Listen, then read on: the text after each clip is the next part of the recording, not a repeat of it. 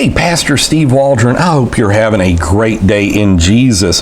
This is put out by Kriegel Academic, and it is really I don't know, it's just a good thing to have. I'm glad that we can get it. I know that Dan Wallace is putting a lot of this stuff online, but it's good to have it in hardcover as well. And this is kind of Phil Comfort and Barrett's a sequel to their book, The Earliest Texts of the New Testament, where I liked how it was set up, because basically you just flip a page and it would have a picture of the papyrus, and then it would have the transliteration of the papyrus. Really good to have. This is really similar in setup. Like, this is Papyrus 1, Oxyrhynchus 2, and so here it is. I'll just show you. It's going to go into the physical features, show you some of this, and then you go to the next page, and it's going to have the translation, or the transliteration, I should say.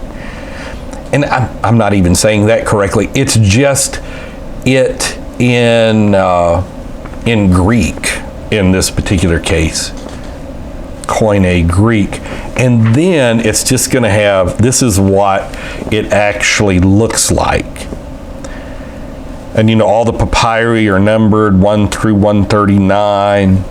Now, I was thinking that his first one, I've done a review on the first one a few years ago. I'm shocked at how much it's going for online. Last I saw it was like hundreds of dollars, but maybe not that much. But I want to say it had over 300 papyri fragments on there. So he got his Doctor of Literature at the University of South Africa, PhD, Fairfax University. Which I thought was interesting, because that's where my friend David Bernard got his doctorate from, was the University of South Africa. You can kind of see how this is set up. It'll go into the provenance, who's had it, where did they find it,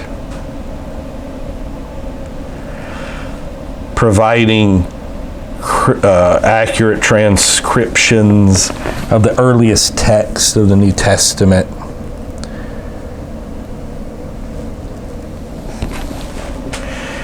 Okay, so let me just see here if we can find another, this dating the manuscripts. So this is like P4, P64, P67 all together. And now P64 is the one that Karsten Thiede, with his epifluorescent confocal microscope, dated to like the mid-60s AD. So I think you can get a kind of a feel for what's going on in here.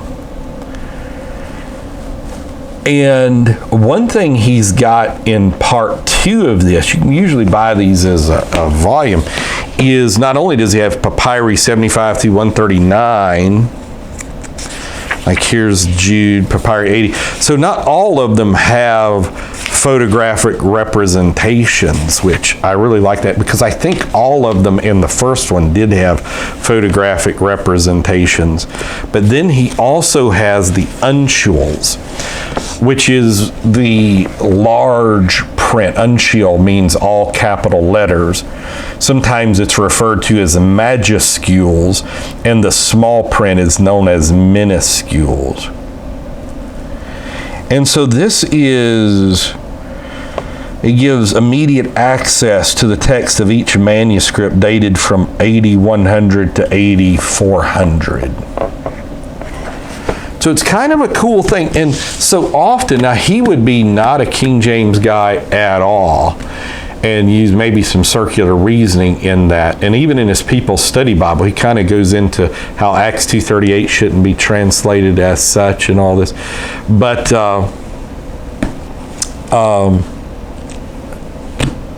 this is a valuable tool. So the text of the earliest New Testament Greek manuscripts, and notice it's not Greek only like this is. Whenever you study this, even Holland and those guys would tell you, you need to go into the other languages, because the New Testament was translated into several hundred languages in the first few centuries, like 500 languages in the first 4 centuries of the Christian era.